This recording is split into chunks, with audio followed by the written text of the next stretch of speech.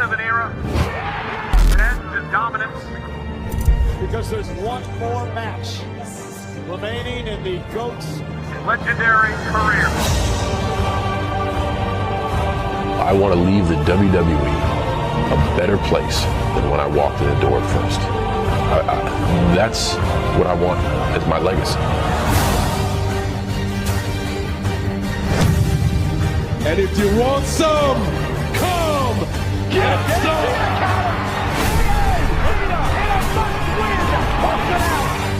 Sometimes you can try so hard at something. Sometimes you can be so prepared and still fail.